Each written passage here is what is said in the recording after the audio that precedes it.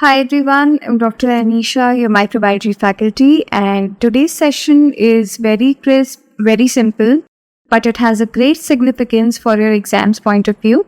So we will be talking about CD4 cell counts and their clinical correlation. And the topics that we will be covering up are firstly the role of CD4 cells in human body, then HIV stages and their correlation with CD4 cell counts.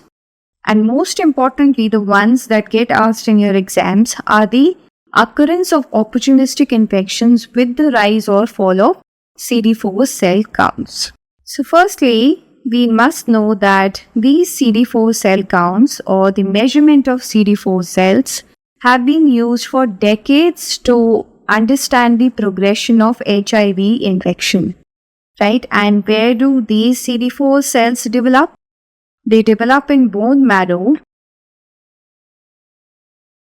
and they mature in thymus.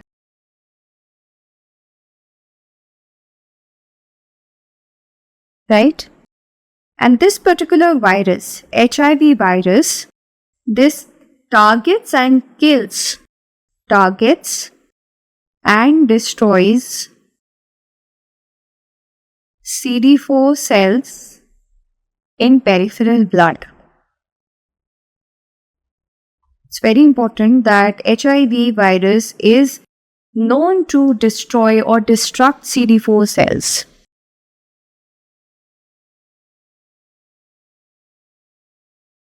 And now we come to the point that CD4 cells are utmost important or one of the most important cells of the immune system.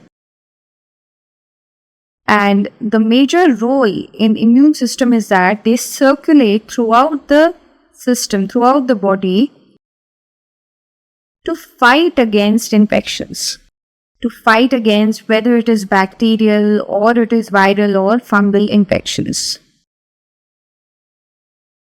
So once HIV virus develops or once HIV starts developing infection inside the body, the immune system is completely weakened, right? Noting that there is a compromise in immune system. So once this untreated HIV, what happens if HIV is left untreated? So now HIV is going to enter inside the cells. Firstly, it is targeting CD4 cells, right? So HIV enters inside the cells, in the host cells, and it tends to multiply and replicate inside T cells. So gradually what happens, there is a significant dip in CD4 cell count because these CD4 cells are going to get destroyed by the HIV virus. Not only this HIV virus, because it is spreading and it is multiplying, so the infected host cells are going to shed the virus and they're going to infect the bystanding cells. And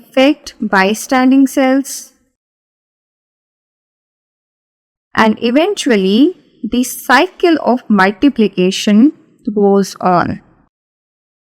So virus survives, it multiplies, and there is going to be a significant rise in the presence of this particular virus inside the body, whereas there is going to be a large number or significant dip in CD4 cell counts. So before moving on to the details, we first must know what is the normal range of CD4 cells. So it ranges between 500 to 1500 cells per millimeter cube. This you must know, this is the normal range of CD4 cells. So firstly, let us talk about the uses in HIV infection. Most important one, it is the most critical cell count to monitor the progression of HIV. Progression of HIV. First thing. Then of course it is going to help in staging of HIV infection, staging of disease. Third, it is going to help us in measurement of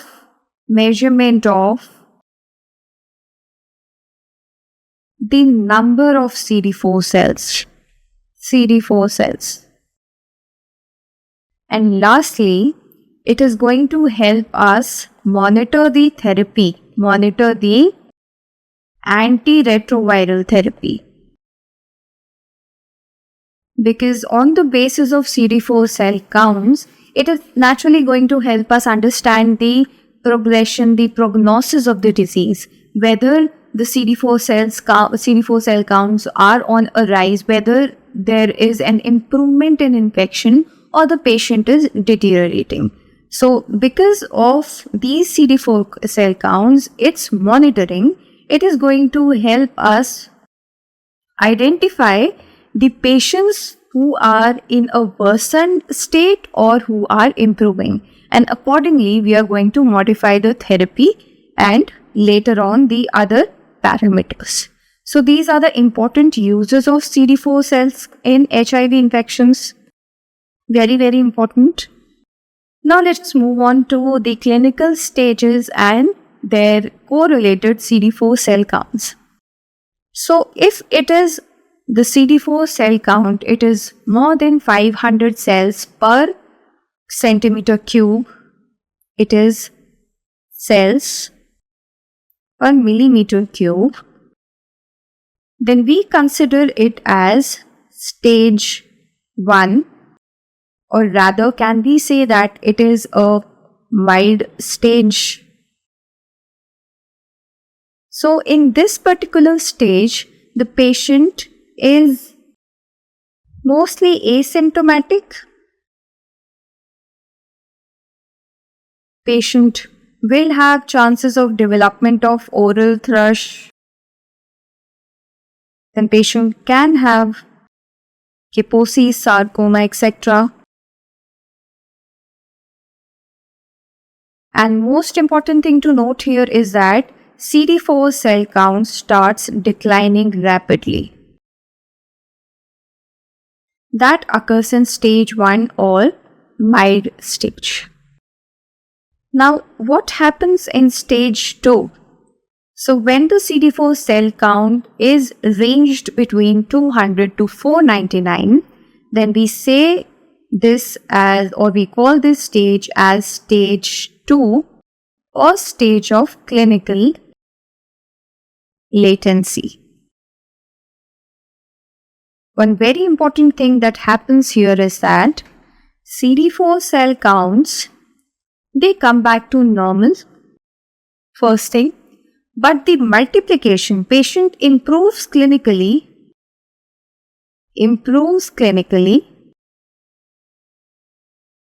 but the virus multiplication continues.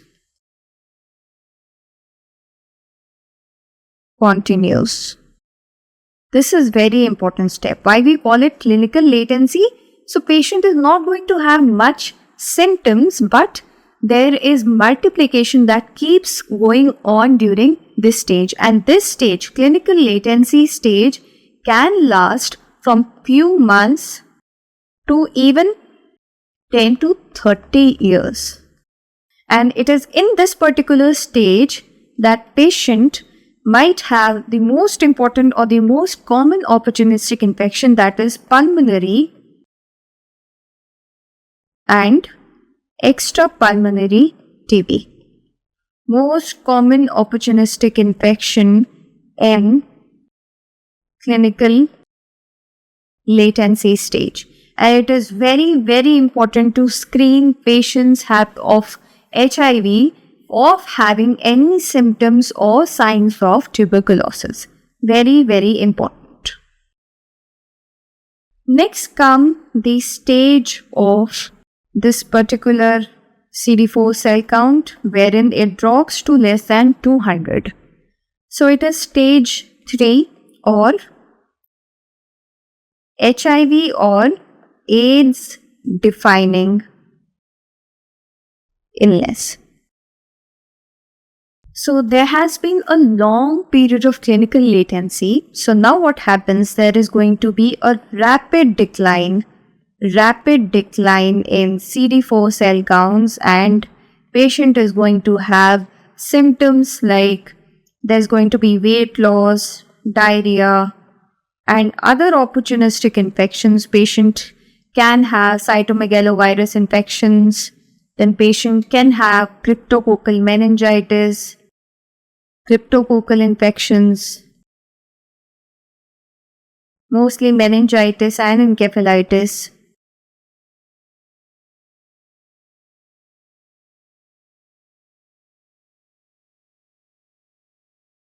And finally, when CD4 cell count drops to less than 100, then it is stage 4 or it is AIDS. It is a severe stage. And in stage 3, there are also chances of development of pneumocystic pneumonia, very important. And in stage 4, there can be CMV retinitis. Then patient can have infections associated with MAC complex or Mycobacterium avium complex, MAC infections, etc. Right? So this is a severe stage wherein patient is completely debilitated and have chances of development of severe opportunistic infections. Now let us talk about what is the burden of advanced HIV disease. So, advanced HIV disease is defined as in patients of age more than equal to 5 years, adults or adolescents, having CD4 cell counts of less than 200 cells per millimeter cube, right? So this is how we define advanced HIV disease, right? Patient will have a lot of opportunistic infections and significant decrease in CD4 cell counts. And what does NACO say? So the recent guidelines or the changes over time done by NACO, they say that CD4 cells or CD4 cell count are of only significance in noting the progression of HIV, right? So in no way we are going to consider CD4 cell count to initiate treatment.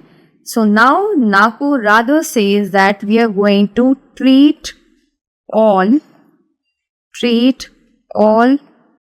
irrespective of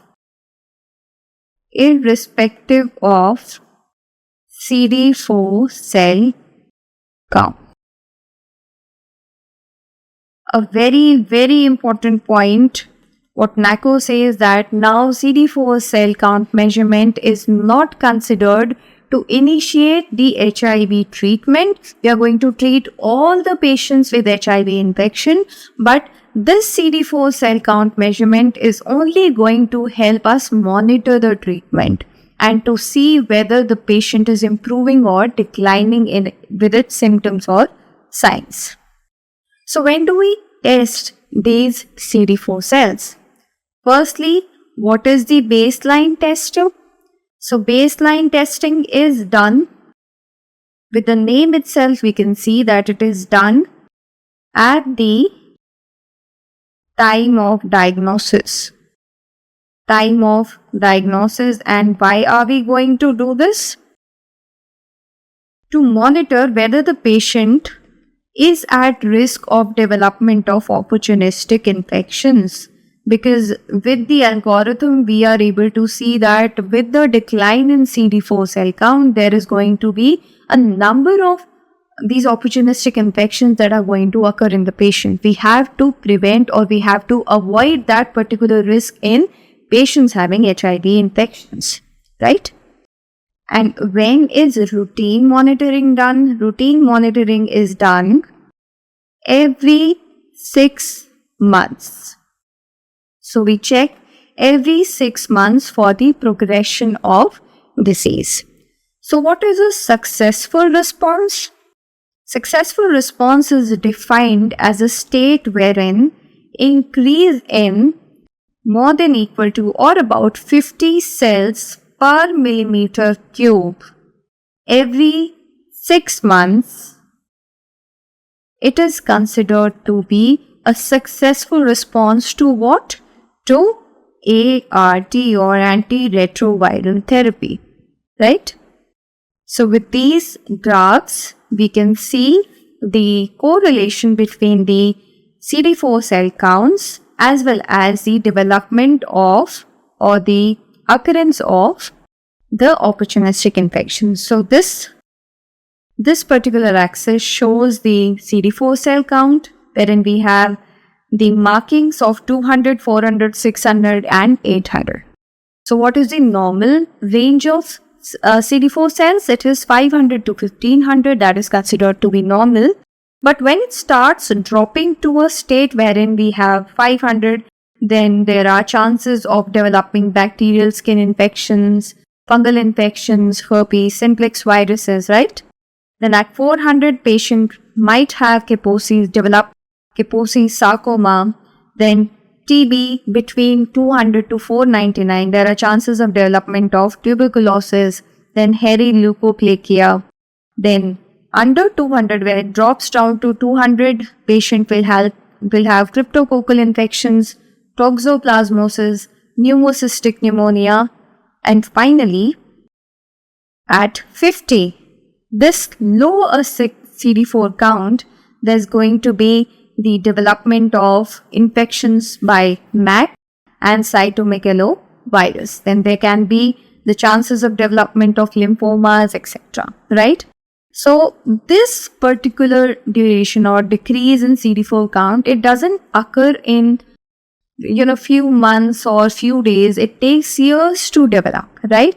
And since it is a very chronic infection, it is very important to note or to monitor CD4 cell counts. Similar image, similar graph also shows the occurrence of opportunistic infections in people living with HIV as CD4 cells decline.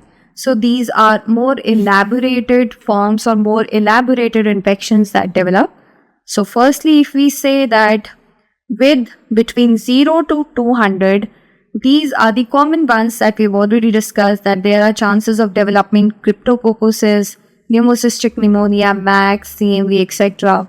Kaposi's sarcomas, intraepithelial neoplasias, CNS lymphomas, all the lymphomas, leukemias, etc. Hairy leukoplakia is very important. Oral candidiasis or thrush is important. Then development of tuberculosis, wherein there is the range of CD4 cell counts between 200 to 500. Then of course the fungal infection, tinnias. And when the stage is early, that is CD4 count is more than 500, then there can be demyelinating neuropathies, thrombocytopenias, there can be development of Guillain-Barré syndrome, etc. So these are not of much importance, but at this particular time, patient might develop this fever, myalgia, arthralgia. So all of these conditions can develop, and with the decline, there are chances of development of severe stages or severe opportunistic infections. So this is the role of CD4 cells in HIV infection. So this was all about CD4 cells and clinical correlation. Thank you.